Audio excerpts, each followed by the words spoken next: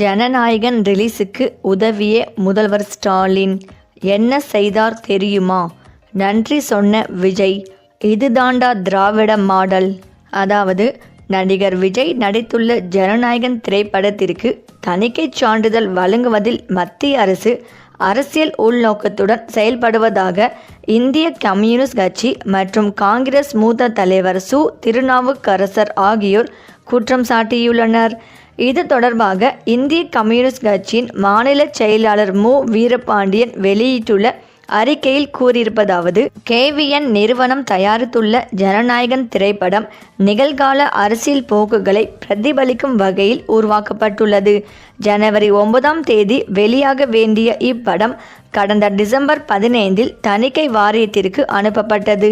படத்தை ஆய்வு செய்த குழு 25க்கும் மேற்பட்ட திருத்தங்களை பரிந்துரைத்தது. சான்றிதழ் வழங்க முடிவு செய்துள்ளது. தணிக்கை குழுவின் இந்த முடிவில் அரசியல் தலையீடுகள் இருப்பதை மக்கள் எளிதில் உணர முடிகிறது. கருத்து சுதந்திரமும் ஜனநாயக பண்புகளும் மதிக்கப்பட வேண்டும்.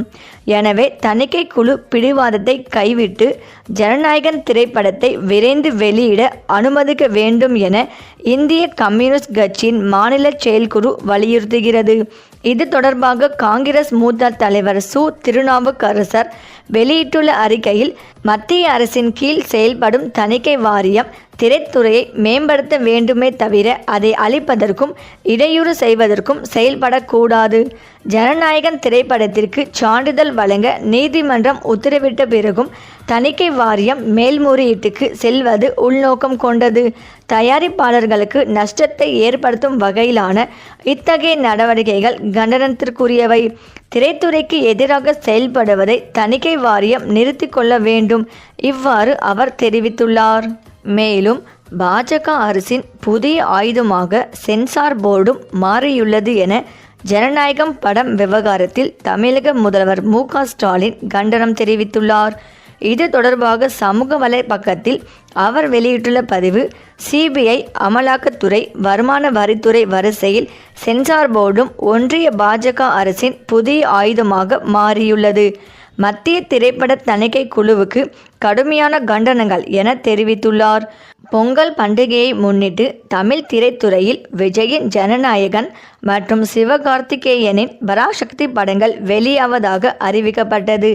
இதில் பராசக்தி படத்துக்கு பல வெட்டுகளுக்கு பிறகு தணிக்கை குழுவின் சான்றிதழ் கிடைத்துள்ளது. இதனால் அந்த படம் ஜனவரி 10ஆம் தேதி வெளியாகிறது. தணிக்கை குழு தெரிவித்த மாற்றங்கள் மற்றும் பரிந்துரையை பராசக்தி படக்குழு மாற்றியுள்ளது. ஜனநாயகன் படத்துக்கு தணிக்கை குழு சான்றிதழ் கிடைக்கவில்லை. இதனையடுத்து தணிக்கை சான்று வழங்க கோரி அந்த படத்தின் தயாரிப்பு நிறுவனமான KVN புரொடக்ஷன் நிறுவனம் உயர்நீதிமன்றத்தில் வழக்கு தாக்கல் செய்திருந்தது. இந்த வழக்கை விசாரித்த நீதிபதி BD ஆஷா படத்துக்கு UA சான்று வழங்க முடிவு செய்த பின் படத்தை ஆய்வு செய்த குழு உறுப்பினர் புகார் அளித்துள்ள பிந்தைய சிந்தனை, இதுபோன்ற புகாரை ஏற்றுக்கொண்டால் அது அபாயகரமானதாகிவிடும். ஏற்கனவே படத்தை பார்த்து தணிக்கை குழுவினர் தெரிவித்த மாற்றங்களை செய்த பின் படத்தை மறு ஆய்வு குழுவுக்கு அனுப்ப சென்சார் போர்டு தலைவருக்கு அதிகாரம் இல்லை என கூறி படத்தை மறு ஆய்வு குழுவுக்கு அனுப்ப சென்சார் போர்டு தலைவர் பிறப்பித்த உத்தரவை ரத்து செய்து உத்தரவிட்டார்.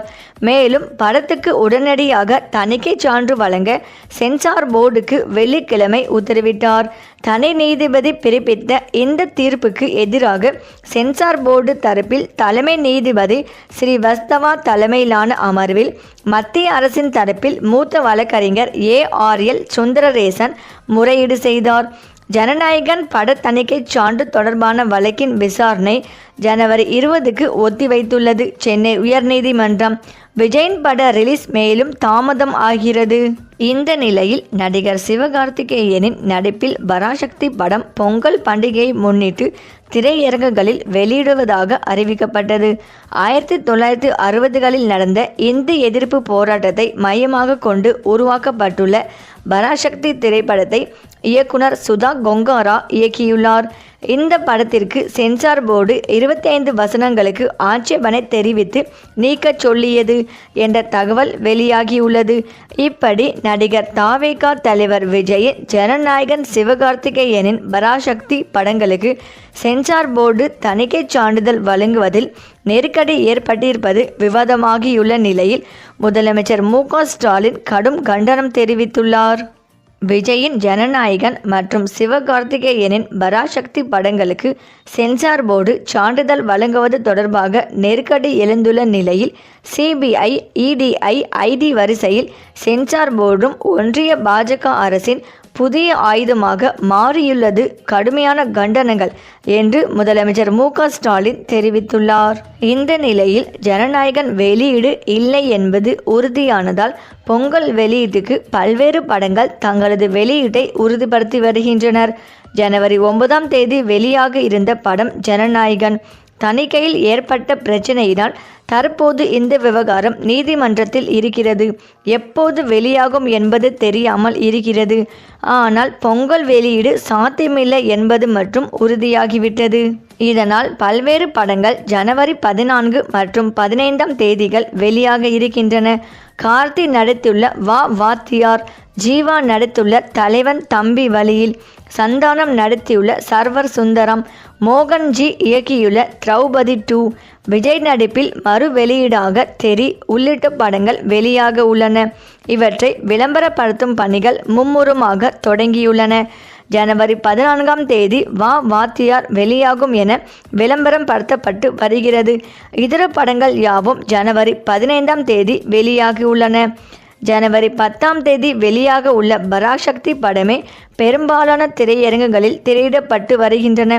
பொங்கல் விடுமுறை காலங்களில் பொதுமக்கள் குடும்பத்துடன் திரையரங்கிற்கு வருவார்கள் என்பதால் தான் இந்த போட்டி என்கிறார்கள். இந்த நிலையில் தமிழ் சினிமாவின் முன்னணி நடிகராக வலம் வருபவர் விஜய். அரசியல் கட்சி ஆரம்பித்திருக்கும் விஜய் ஜனநாயகம் திரைப்படமே தனது கடைசி படம் என அறிவித்திருந்தார். இது அவரது ரசிகர்கள் மத்தியில் சோகத்தை ஏற்படுத்தியுள்ளது. அதே நேரம் ஜனவரி 9ஆம் தேதி வெளியாகும் என்று அறிவிக்கப்பட்டிருந்த ஜனநாயகம் திரைப்படமானது தணிக்கை சான்றிதழ் பெறுவதில் ஏற்பட்ட தாமதத்தால் படத்தின் வெளியீடு ஒத்திவைக்கப்பட்டுள்ளது. மேலும் உயர்நீதிமன்றத்தால் தணிக்கை சான்றிதழ் தொடர்பான வழக்கு ஜனவரி 21ஆம் தேதி ஒத்திவைக்கப்பட்டுள்ள நிலையில் படக்குழு உச்ச நீதிமன்றத்தை நாடியுள்ளது. இந்த நிலையில் ஜனநாயகம் திரைப்படம் பொங்கல் போட்டியிலிருந்து விலகியுள்ள நிலையில் 4 புதிய திரைப்படங்கள் பொங்கல் தேதியில் வெளியாகும் என்று அறிவிக்கப்பட்டுள்ளது. இந்த நிலையில் தெரி படத்தை ஜனவரி 15ஆம் தேதி ரீரிலீஸ் செய்கிறார்கள். ஜனநாயகம் படம் வெளிவராத நிலையில் தெரி படத்தை விஜய் ரசிகர்கள் கொண்டாடுவார்கள் என தெரிகிறது. சரி, இந்த வீடியோ பற்றிய உங்கள் கருத்துக்களை கமெண்ட்ல சொல்லுங்க. மேலும் இந்த வீடியோ உங்களுக்கு பிடித்திருந்தால் லைக் பண்ணுங்க, ஷேர் பண்ணுங்க, மறக்காம நம்ம சேனலை சப்ஸ்கிரைப் பண்ணிக்கோங்க. தேங்க்ஸ் ஃபார் வாட்சிங்.